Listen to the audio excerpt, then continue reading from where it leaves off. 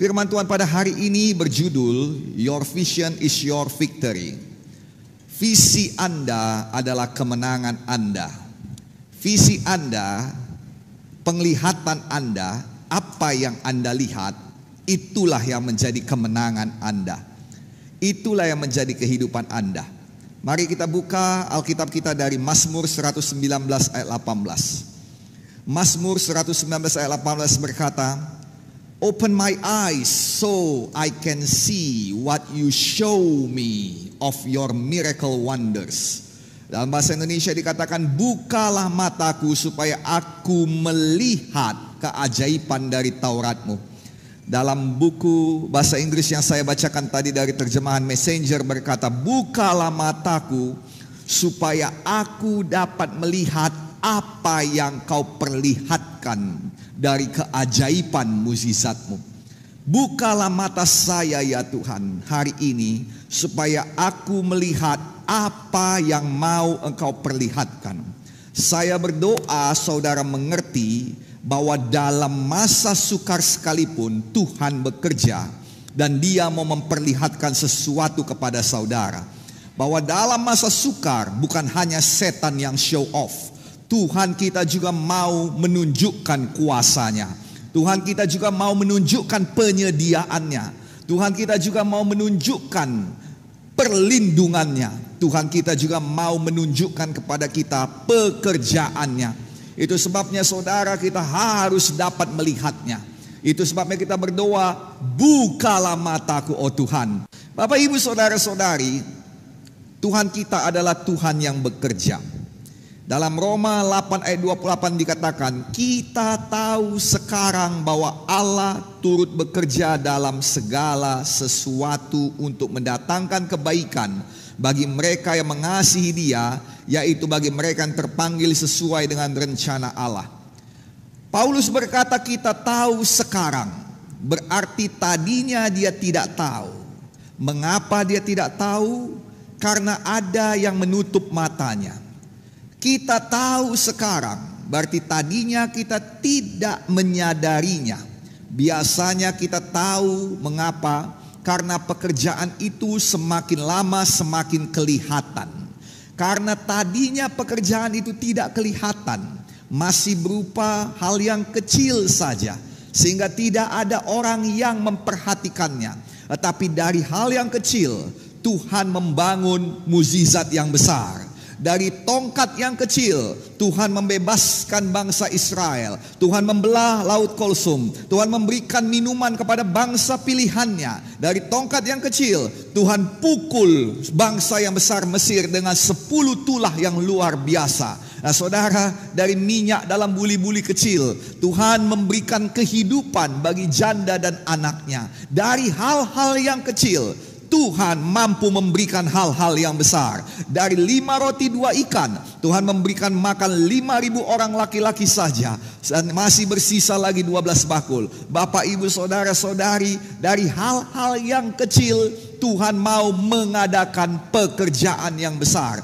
Tuhan kita bekerja. Mungkin saat ini engkau belum melihatnya karena masih kecil. Tetapi sabar, percaya, harapkan, nantikan, pegang teguh firman Tuhan. Jangan pernah lupakan. Dan kita akan lihat setiap hari, malam ini akan ada pekerjaan Tuhan yang semakin besar.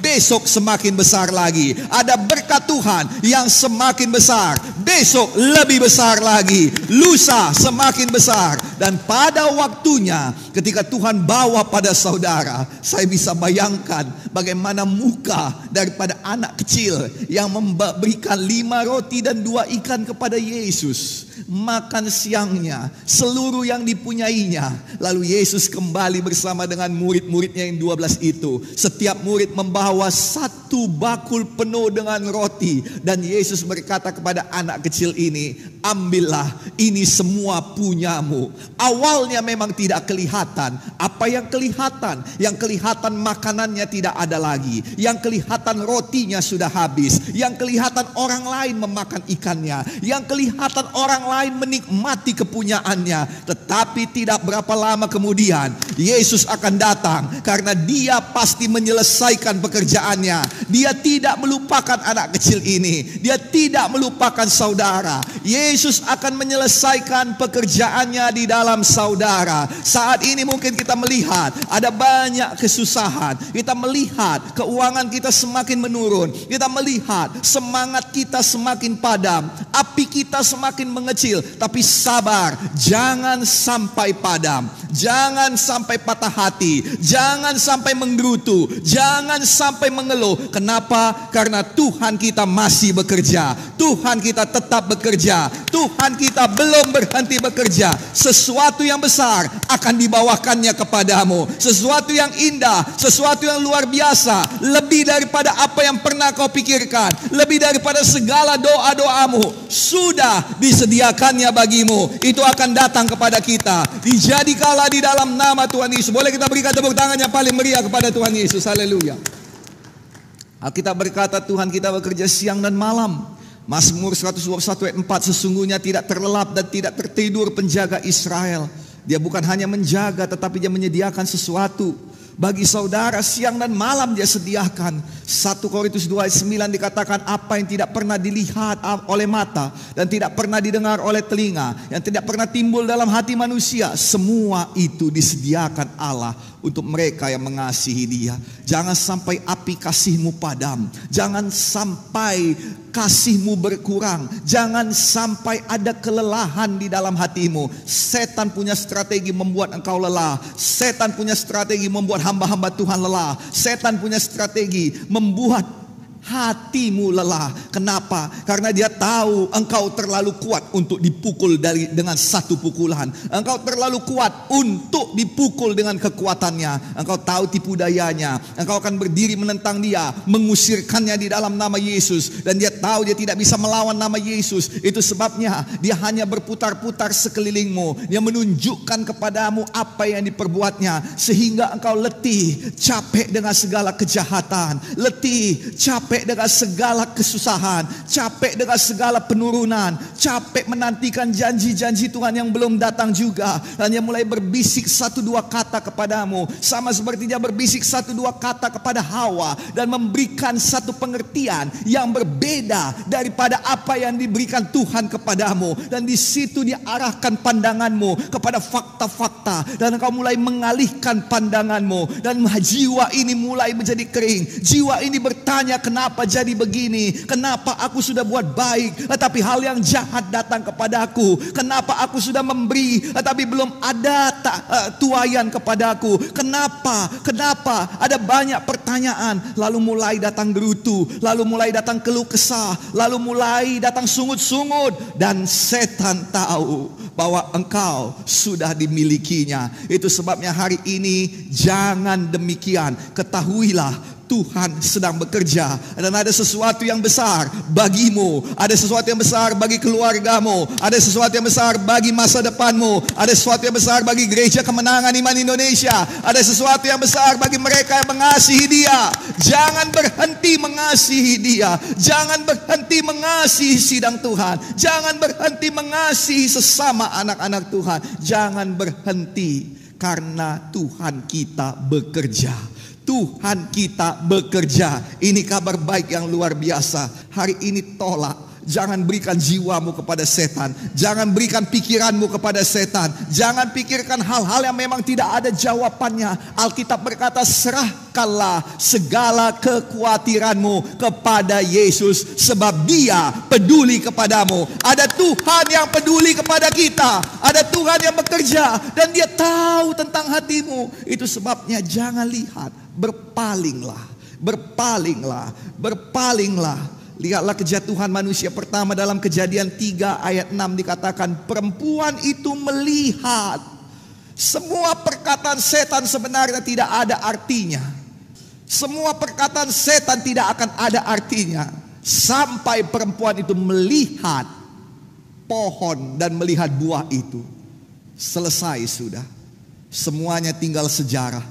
Ya, semuanya kita sudah ada dalam dosa. Semuanya kita kesusahan karena dosa. Dimulai daripada penglihatan. Ketika perempuan itu melihat, dan saudara, ada satu orang yang mempunyai pengalaman yang sangat luar biasa mengenai melihat. Dan orang itu namanya Daud. Satu ketika dia seharusnya berperang, dia tidak berperang. Seharusnya dia melihat musuh dan mengalahkan musuh, dia tidak melakukannya. Seharusnya dia melihat tantangan dan menyelesaikannya, membawa pulang kemenangan, tapi dia tidak melakukannya. Apa yang dilihatnya? Dia melihat sesuatu yang menarik hatinya. Dia melihat sesuatu yang menarik pikirannya, menarik hawa nafsu yang ada di jiwanya, yaitu dia melihat seorang perempuan yang sedang mandi. Dan dari situ datanglah kesusahan demi kesusahan. Datanglah saudara segala macam kematian, hukuman dan lain sebagainya. Dan dia tahu betul itu dimulai dari dilihat. Kalaulah aku tidak melihatnya, kalaulah aku tidak melihatnya, maka dia tuliskan dalam bukunya, dalam Mazmur 101 ayat 3 dia katakan, tiada ku taruh di depan mataku perkara dursila.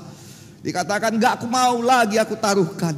Sudah terlalu banyak kesusahan hidupku gara-gara itu. Sudah terlalu banyak penghukuman, kesedihan, air mata, perkabungan gara-gara hal yang kecil itu. Gara-gara kulihat, gara-gara ku baca koran, lalu kulihat ada COVID di mana-mana, gentar hatiku. Bagaimana kita bertahan pada situasi yang buruk seperti ini? Tiada ku taruh perkara dursila di depan mataku. Kata dursila dalam Alkitab ini diambil dari bahasa aslinya itu Belial. Belial. Belial artinya tidak berharga, sia-sia, tidak membawa keuntungan, jahat, hanya menghabiskan waktu dan sumber daya, tidak kudus, dursila. Kata dursila artinya tidak berharga. Tiada ku taruh perkara dursila di depan mataku, artinya takkan kulihat hal-hal yang tidak berharga, hal-hal yang tidak membangun, hal-hal yang tidak membawa keuntungan, hal-hal yang tidak kudus, hal-hal yang menghancurkan, dan kehancuran hal-hal yang jahat tidak akan kutaruh di depan mataku. Nah saudara, kata mata diambil dari kata aslinya yang berarti juga fountain, air mancur. Tidaklah berlebihan. Daud sebenarnya mau berkata, tidaklah kutaruh perkara-perkara yang tidak berharga, sia-sia, membuang-buang waktu, jahat, menghancurkan, yang tidak bawa keuntungan di dalam air mancur kehidupanku. Nah, saudara, ketika kau lihat, itu akan hidup di dalam hatimu. Itu akan mempengaruhi jiwamu. Ketika kau lihat, itu akan mengganggu engkau. Itu ada di memori hidupmu. Itu sebabnya lebih baik katakan tidak, tutup matamu dan mulai lihat, berpalinglah, lihat kepada yang berbeda. Nah, dengarkan baik-baik. Setiap kali setan menunjukkan hal yang salah, hal dursila, tidak berharga, sia-sia, kehancuran, kematian, tidak membawa keuntungan, saudara kasih dalam nama Yesus, palingkan matamu. Kita harus memiliki visi yang benar di saat-saat seperti ini. Kita tidak mempunyai bensin yang cukup untuk berputar-putar keliling-keliling baru kita pergi ke tujuan kita. Kita tidak mempunyai sumber daya yang cukup untuk berputar-putar ke sana kemari baru kemudian kita pergi pada tujuan kita. Tidak. Kita harus melangkahkan diri saat ini dengan efisiensi dan efektivitas iman. Kita harus betul-betul tahu apa yang kita lihat, kemana kita tuju. Sama seperti setan yang bekerja, Tuhan kita bekerja. Yesaya 43 ayat 19 dikatakan, lihat, see dikatakan dalam bahasa Inggris, aku hendak membuat sesuatu yang baru yang sekarang sudah tumbuh. Saudara, berapa yang diambil setan daripadamu, berapa yang dicuri setan daripadamu, tenang, Tuhan sedang membuat sesuatu yang baru. dan sekarang sudah tumbuh. Artinya sebentar lagi akan ada tuaian besar. Haleluya. Dan Tuhan tantang, dia berkata, belumkah kamu mengetahuinya? Kenapa engkau belum tahu? Karena engkau belum lihat. Kalau kau lihat, engkau akan tahu. Kalau kau lihat, engkau tahu di sebelah sana ada rumah makan. Kalau kau lihat, engkau tahu di sebelah sini ada tempel ban. Dan kalau engkau tidak lihat, engkau akan terus-menerus mencari di mana ada rumah makan, di mana ada tempel ban, di mana ada SPBU. Tetapi kalau matamu melihat, engkau tidak akan mencari, engkau akan tahu dan engkau akan menuju ke sana. Saudara, Tuhan berkata, lihatlah, ini saatnya berpaling untuk melihat perkara-perkara yang benar. Ini saatnya berpaling. Oh saudara, setan menghujani kita dengan segala musuh, segala perkara yang jahat, segala kesulitan. Tetapi Tuhan sedang membela kita. Tuhan sedang membuka jalan di padang-padang gurun, di sungai, dan juga membuka sungai-sungai di padang belantara. Dan dikatakan saudara, Tuhan mau membuat sesuatu yang baru.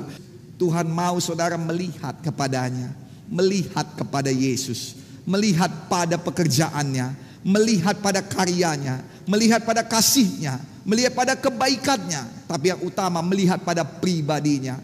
Fixing our eyes on Jesus. Melihat pada Yesus, mata tertuju pada Yesus, mata terfokus pada Yesus. Mengapa mesti demikian? Karena dia memimpin kita dalam iman, dan bukan hanya memimpin kita dalam iman, dan membawa iman kita pada kesempurnaan. Semua orang tahu ketika iman itu sempurna, artinya iman itu dijawab dengan mukjizat. Tidak ada iman yang tidak menghasilkan mukjizat. Saudara kekasih dalam nama Tuhan Yesus Kristus, Daud berkata ketika dia dikepung musuh-musuhnya, dia berkata dalam Mazmur 121, aku melayangkan mataku ke gunung-gunung, dari manakah datangnya pertolonganku? Pertolonganku ialah dari Tuhan yang menjadikan langit dan bumi. Dia tidak melihat ke bawah, dia tidak melihat ke lembah. Kalau saudara lihat bahwa kebanyakan orang berperang di lembah. Itu sebabnya ada namanya lembah pujian. Karena di sana mereka berperang, di sana mereka bernyanyi untuk Tuhan, dan di sana Tuhan mengadakan penghadangan kepada musuh-musuh umat Tuhan. Bapak ibu saudara-saudari, lihat mereka selalu berperang di lembah. Peperangan terjadi selalu di lembah, di tempat-tempat yang low, di tempat-tempat yang rendah dalam hidup kita. Di saat-saat kita lemah, di saat-saat kita tertekan, di situ peperangan selalu terjadi. Tetapi pertolongan kita datang dari mana? Alkitab berkata sama seperti Elisa juga. Dia berkata, bukakan mata hambaku ini. Maka ketika hambanya terbuka matanya, di seluruh pegunungan itu ada pembelaan Tuhan. Tuhan tidak tinggal diam, dia bekerja untukmu. Sorga tidak pernah tinggal diam.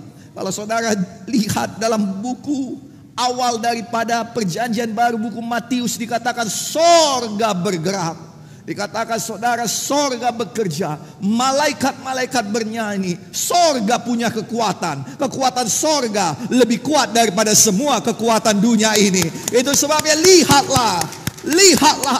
Dan sorga datang ke tempat-tempat yang gelap, di padang yang gelap, di mana di sana ada gembala-gembala yang menggembalakan domba. Saudara, di tengah kegelapan seperti ini di dunia ini, saya sedang menggembalakan saudara. Saya sedang berkhotbah kepada orang yang saya tidak tahu siapa di balik kamera itu. Sama seperti gembala yang berusaha mengenal domba-dombanya di tengah-tengah gelap. Tetapi kemudian tiba-tiba ada cahaya dari langit, ada terang yang besar, ada nyanyian sorgawi. Itulah yang saya nantikan jadi di gereja kita. Di tengah-tengah kegelapan dunia ini, kita menanti-nanti datangnya terang. ada terang dari sorga. Itu sebabnya dalam Yesaya 60 berkata, jangan tinggal diam. Memang gelap membuat kita tinggal diam, gelap membuat kita tidak dapat bergerak. Tetapi ketika terang sorga datang, dikatakan bangkitlah sebab terangmu sudah datang. Saya berdoa engkau akan melihat terang. Bangsa yang tinggal dalam kekelaman, dikatakan saudara dalam Yesaya pasal 9, akan melihat terang yang besar, terang yang ajaib. Ada satu pemandangan yang berbeda, ada satu penglihatan yang berbeda, ada satu visi yang berbeda yang Tuhan mau berikan di tengah-tengah kegelapan. Saya berdoa itu dijadikan bagi saudara, dijadikan untuk masa depan saudara, dijadikan bagi kita, dijadikan bagi GKI, dijadikan bagi usahamu. Ada sesuatu yang berbeda, berkat yang berbeda, tidak sama seperti sebelumnya. Lihat apa yang dijadikan Tuhan kepada Ayub, tidak sama seperti sebelumnya.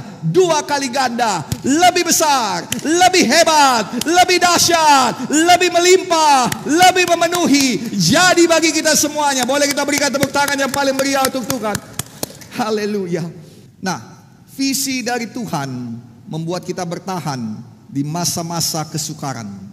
Jangan pernah mempersalahkan Tuhan. Alkitab berkata bahwa Abraham mulai bosan menantikan janji Tuhan yang tak kunjung datang. Kejadian 15 ayat 1 sampai 6. Lalu ayat 5, Tuhan membawa Abram keluar serta berfirman, coba lihat ke langit, hitunglah bintang-bintang jika kau dapat menghitungnya. Maka firman-Nya kepadanya, demikianlah banyaknya nanti keturunanmu. Tuhan bawa dia keluar. Lalu Tuhan berfirman, Tuhan bawa dia keluar dan Tuhan berfirman, coba lihat, lihatlah, lihatlah di tengah malam yang gelap ini. Coba lihat di tengah malam yang gelap ini, lihatlah. Adakah kau lihat bintang? Di tengah kegelapan ini, lihatlah. Adakah kau lihat sinar? Di tengah kegelapan ini, lihatlah. Adakah kau lihat pekerjaanku? Aku yang menaruh bintang-bintang itu di atas. Aku yang menaruh benda-benda penerang langit di atas. Lihatlah. Lihatlah. Dan Abraham melihatnya. Abraham melakukannya. Dan dia percaya kembali. Saudara, visi dari Tuhan membuat engkau percaya kembali. Visi dari Tuhan menghapuskan ketakutan. Tuhan tidak marah karena kau letih. Tuhan tidak marah dan berkata, apa-apaan lo? Apa-apaan lo? Gua akan ngasih tahu, gua iya dan amin. Gua alfa dan omega. Lo masih meragukan gua? Kurang ajar lo. Kalau gitu gak jadi. Enggak. Tuhan berikan kepada Abram visi yang baru. Tuhan tunjukkan pekerjaannya. Tuhan tunjukkan cahaya. Tuhan tunjukkan sinar. Tuhan tunjukkan sesuatu. Saya berdoa malam ini Tuhan mau menunjukkan sesuatu padamu. Tuhan menunjukkan cahayanya padamu. Tuhan menunjukkan pekerjaannya padamu. Dan engkau percaya kembali. Dan engkau tersenyum kembali. Dan engkau bangun bangkit kembali. Dan engkau menyala kembali di dalam nama Yesus. Bapak ibu saudara-saudari, dalam Kejadian 12 Tuhan sudah berfirman kepada Abram. Dan Tuhan berkata, pergilah dari negerimu, aku akan menjadikan kau bangsa yang besar, dan oleh karena keturunanmu seluruh bumi akan menjadi berkat. Abram percaya. Ayat 4 dikatakan, pergilah Abram tanpa ada satu peta, tanpa ada tujuan selain daripada tujuan yang diberikan Tuhan. Abram melakukan tindakan iman, langkah iman. Dia sudah berjalan dalam imannya, tetapi apa yang dijanjikan itu belum datang juga. Dia sudah melakukannya dengan setia, tapi apa yang dijanjikan belum datang juga. Dan mulai hatinya bersungut-sungut, dan dia mulai berkata, oh Tuhan, apa yang mau kau berikan lagi padaku? Tuhan datang dengan maksud baik. Setiap kali Tuhan datang, Tuhan datang dengan berkat. Tetapi jawaban Abram, saudara, sungguh gak masuk akal. Aku akan memberkatimu dan upahmu akan menjadi sangat besar. Abram berkata, apalagi yang mau kau kasih? Tapi puji Tuhan, Tuhan kita itu setia. Tuhan kita itu baik hati, panjang sabar dan penuh kemurahan. Terpujilah nama Tuhan. Boleh kita berikan tepuk tangan bagi Tuhan yang sabar kepada kita. Tuhan tidak marah, tapi Tuhan mempunyai cara. Cara Tuhan ialah bagaimana? Dia bawa engkau berpaling. Dia bawa engkau keluar. Ya, di luar sana memang ada kegelapan malam, tetapi di luar sana juga ada bintang-bintang. Ya, di luar sana ada COVID-19, tetapi di luar sana juga ada kesempatan untuk usahamu. Ya, di luar sana ada PPKM, kita tidak bisa beribadah, tapi di luar sana ada kesempatan lain yang dibukakan Tuhan melalui media sosial. Ya, di luar sana ada halangan, ada musuh, tetapi di luar sana ada Tuhan. Di luar sana ada bintang-bintang yang bersinar. Coba lihat, dan mulai hitung. Daud mengerti ini dan dia katakan, pujilah Tuhan hai jiwaku, dan jangan lupakan segala kebaikannya. Hitung kebaikan Tuhan, hitung pekerjaan Tuhan. Tuhan yang bekerja tidak berhenti bekerja sampai pada kesempurnaannya, sampai pada hari sempurna itu. Saudara yang kekasih di dalam nama Tuhan Yesus Kristus, kalau saudara lihat orang yang sudah lama berharap, orang yang sudah lama menunggu, sering sekali keluar dengan perkataan-perkataan kasar kepada Tuhan. Saya berdoa, janganlah engkau demikian. Dalam Yohanes 5 ayat 5-7 dikatakan ada seorang yang sudah terbaring di kolam Bethesda. Kolam Bethesda adalah kolam kesembuhan, di mana sekali-sekali malaikat akan datang menggoyangkan air dari kolam itu, dan yang pertama lompat ke dalamnya dia pasti sembuh apapun penyakitnya. Tapi di tempat itu ada seorang yang 38 tahun menanti gilirannya tapi tidak pernah dapat. Saudara bayangkan, nunggu setahun aja sudah luar biasa. Jangankan nunggu setahun, nunggu sebulan aja saudara sudah membosankan. Jangankan nunggu sebulan, seharian kita menunggu saudara sudah mau marah rasanya. Apalagi dia 38 tahun, kita mengerti keletihan jiwanya, keletihan daripada mentalnya. Dia melihat, satu ketika dia melihat orang sembuh, dia melihat orang yang lebih kecil, lebih sedikit penyakitnya, lebih tidak penting penyakitnya sembuh. Dan dia berkata, kalau lo tidur aja lo udah sembuh, gua gak bisa, kenapa lo gak ngasih itu sama gua butuh itu. Tapi orang itu tidak peduli. Dia melihat orang-orang yang lebih parah daripada dia juga sembuh. Tetapi hari yang sama, pada saat yang sama, dia juga melihat ada banyak orang yang mati dan tidak sembuh. 38 tahun hidupnya di kolam Bethesda. Dia tidak hanya melihat orang-orang yang melompat sukacita karena kesembuhannya, tapi dia juga melihat orang-orang yang mati di tepi kolam karena tidak mendapat kesembuhannya. Dan itu mengganggu pikirannya. Dan Yesus tahu ada yang mengganggu pikiran orang ini. Dan Alkitab berkata dalam Injil Yohanes pasal 5, Yesus datang spesial untuk dia, khusus untuk dia. Yesus tahu apa yang mengganggu pikiranmu, Yesus tahu apa yang mengganggu pikiran saya, dan Yesus mau datang untukmu. Saya berdoa malam ini Yesus datang bagimu di dalam nama Yesus. Apa yang terjadi? Yang terjadi adalah Yesus bertanya, dia bawa berkat. Yesus datangi langsung kepada orang itu. Yesus tidak datang kepada yang lain, langsung kepada dia. Dia bertanya, maukah engkau sembuh? Tapi 38 tahun, ada banyak hal yang sudah memasuki pikiran daripada orang ini. Kenapa Tuhan biarkan aku begini? Kenapa ini jadi padaku? Kenapa orang lain sembuh dan aku tidak? Apakah nasibku akan jadi sama seperti orang yang bermatian itu juga? Apakah aku akan dikubur juga oleh mereka, pengurus kolam Bethesda ini? Dan dia berkata, bukan dia katakan mau, tapi dia berkata, semua di sini kurang ajar. Gak ada yang peduli sama aku. Gak ada yang peduli sedikit pun. Gak ada yang sayang sama aku. Nah, saudara yang kasih dalam nama Tuhan Yesus Kristus, inilah jawaban orang-orang yang kecewa. Perhatikan baik-baik jawaban mereka. Ada kesamaan. Ketika Tuhan datang bawa berkat, jawaban mereka gak nyambung. Nah, saudara, ini bahaya sekali. Dan kemudian kesamaan berikutnya ialah mereka mempersalahkan orang lain. Bahkan Abraham berani mempersalahkan Tuhan. Nah, kalau saudara melihat polanya sama persis ketika Adam dan Hawa jatuh ke dalam dosa. Yaitu ketika Tuhan bertanya, di manakah engkau? Mengapa Tuhan bertanya, di manakah engkau? Karena Alkitab berkata itu adalah naturalnya Tuhan, sifatnya Tuhan. Tuhan mengatakan dalam buku Injil, aku datang untuk mencari dan menyelamatkan yang hilang. Saudara kasih dalam nama Yesus, kalau namanya cari ya pertanyaannya di mana?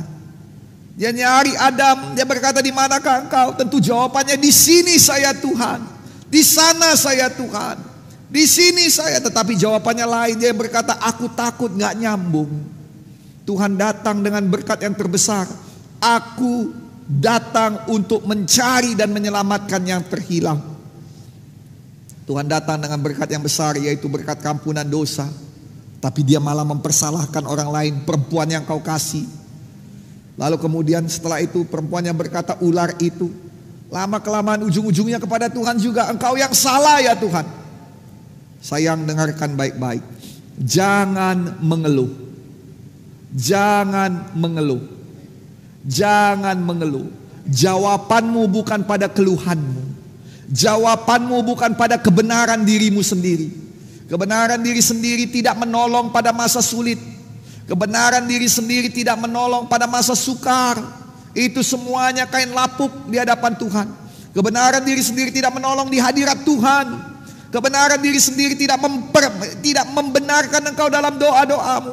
Jangan mengeluh. Tetapi coba lihat. Ingat baik-baik perkataan firman Tuhan. Coba lihat. Jawabannya ialah ketika engkau dapat melihat. Ketika engkau dapat melihat. Ketika engkau dapat melihat, sesuatu yang baru akan jadi padamu di dalam nama Yesus. Boleh kita berikan tepuk tangan bagi Tuhan Yesus. Jangan mengeluh, karena Tuhan tidak suka mengeluh. Marilah kita meminta ampun kepada Tuhan akan sungut-sungut kita. Biarlah kita selalu percaya. Jawabannya bukan pada sungut-sungut. Jawabannya bukan pada kebenaran diri sendiri. Jawabannya kepada coba lihat. Sama-sama kita katakan 1, 2, 3 ya. Coba lihat. Tantang dirimu, tantang hatimu, tantang imanmu. Coba lihat. Lihat engkau dapat pekerjaan baru. Lihat engkau buka usaha baru. Lihat usahamu berhasil luar biasa. Lihat masa depanmu cerah. Lihat engkau masih bisa menikah. Lihat engkau bertemu dengan pasangan hidupmu. Lihat ada pemulihan dari Tuhan. Lihat engkau sembuh kembali. Lihat engkau beraktivitas kembali. Coba lihat. Coba lihat. Coba lihat. Lihat terang Tuhan datang. Lihat bintang-bintang di tengah kegelapan. Coba lihat. Coba lihat. Coba lihat dalam nama Yesus. Boleh berikan tepuk tangan bagi Tuhan Yesus. Haleluya. Bapak ibu saudara saudari, lihatlah gambaran apa yang diberikan Tuhan pada kita. Mazmur 34 ayat 9. Kecaplah dan lihatlah betapa baiknya Tuhan. Berbahagialah orang yang berlindung padanya. Kecaplah dan lihatlah. Tidak secara kebetulan COVID-19 ini menyerang area pencecap kita, sehingga orang yang terkena tidak bisa mengecap. Semuanya jadi hambar. Seberapa banyak pun dikasih tetap hambar. Jangan sampai itu jadi padamu. Kehilangan kemampuan mengecap membuat pekerjaan dan usaha kita jadi hambar. Orang pengen betul punya usaha seperti kita. Orang berdoa menangis supaya punya pekerjaan kedudukan seperti kita. Sementara kita merasakan hambar, gak ada guna. Orang pengen betul melayani seperti kita, menduduki tempat kita, tetapi belum didapatnya. Sementara kita merasa hambar, tidak ada gunanya lagi.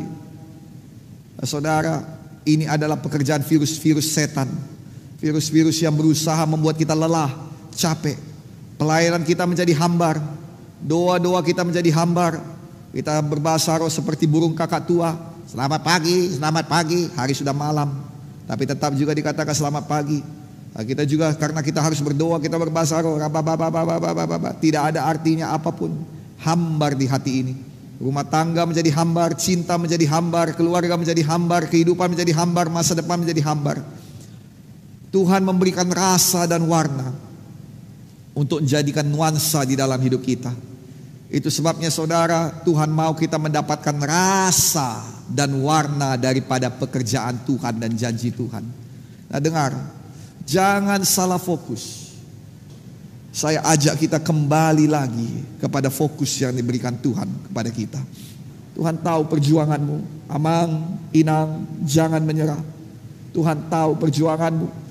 Adikku, anakku, jangan menyerah. Tuhan tahu kerinduan dan doa-doamu. Dan Tuhan sudah siapkan yang terbaik. Saya berdoa, firman Tuhan ini memberikan visi kepada saudara. Minggu depan ada hal yang lebih luar biasa yang mau saya sampaikan kepada saudara. Minggu depan kita berbicara, visimu adalah kemenanganmu. Dan saudara, minggu ini sudah kita mulai, tapi minggu depan jauh lebih dahsyat lagi. Pastikan saudara mendapatkannya minggu depan.